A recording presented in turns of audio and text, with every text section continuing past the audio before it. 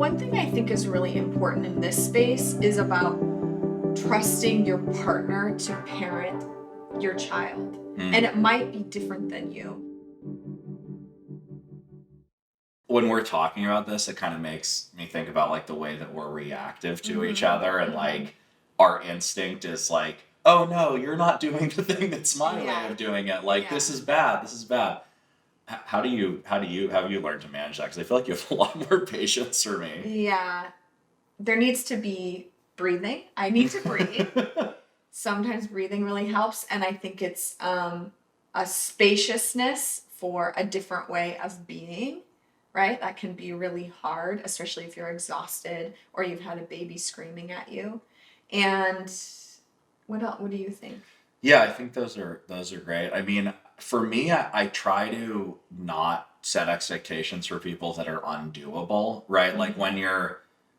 when you're in early parenthood, it's just so brutal sometimes. And Yeah, like the expectation to be like a perfect communicator, I think is not yeah, reasonable. And so I think for myself still and tell people like, it doesn't exactly matter what your initial reaction is. Like, obviously we don't want to be abusive or hmm dangerous or anything like hmm that. But like, really it's more about like coming after back. that. Yeah. Coming back to like, Hey, I know I snapped at you earlier when you were doing the yeah, diaper, but I was afraid that the way that you put the diaper on would make a blowout happen. And so, can you do it this different yeah. way? Well, Right? this is the other tool Right. that I have in the course that you do so well, which is saying the thing you're imagining Right. happening. The fear, Yeah, articulating the fear. exactly. Because that's such a good way to like calm down the response, the Mm-hmm. reactiveness. Because Mm-hmm. you're reacting to this sort of like never-ending cycle of concerns and fears that are unfolding in your mind, whether Yeah. you're aware of it or not. Yeah. And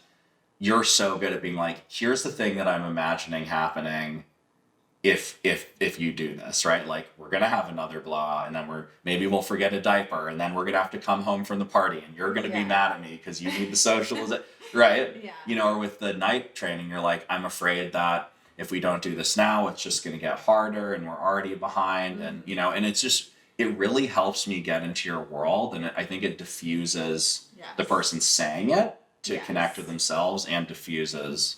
Well, I think that that's something I've learned over time because if I can give you my fear behind the thing, then you like automatically soften Mm. and listen in a new way. Yeah, yeah. It's so much easier to have empathy when you know the like, Why? yeah, why, and Yeah. like the whole picture, right? Like, I might have a reaction to turn the show off, but if I get kind of why that matters to you, it doesn't become this personalized thing where you're like, oh, you don't like that I'm more free flowing, right? It's Mm-hmm. not about that. It's about how you're making sense of it and the things you're seeing that might happen that are different and very useful Mm-hmm. to our family system from Mm-hmm. your vantage point, and my things are useful from mine. Mm-hmm. Yeah. And I think like if you see your partner doing something that maybe isn't right or perfect, I think you can have a practice of taking a breath, like not nitpicking them so much, especially if they're trying to help. Yeah. If they're trying, if they're engaging, if they're doing diapers, if they're, taking the baby on a walk so you can get a rest, like I think all of that stuff needs to be positively affirmed. Mm. And if there are tweaks here and there about how it should be done or when it should be done, you can give those in graceful moments when you feel like your partner is feeling more spacious. Yeah. I think it has to feel like a team. It needs to feel like a team to succeed. Yeah. And I think about how you want to raise your kids to be responsive, right, to whatever Mm-hmm. is coming to them. Like in therapy, basically what we're doing is undoing conditioning that makes us narrow ourselves in a particular way, and Mm-hmm. everything's a nail because we're a hammer, Mm-hmm. right? And so like our kids will hopefully know how to follow the rules and also know how to go with the flow, right? Which is it's very hard for me to follow the rules, and it's very hard for you to go with the flow, right? And we don't want to carry that forward because that was what was given to us, right? I mean, I Mm-hmm. think this is something that was clearly wrapped up in your childhood Mm-hmm. experience. Yeah. Mm-hmm.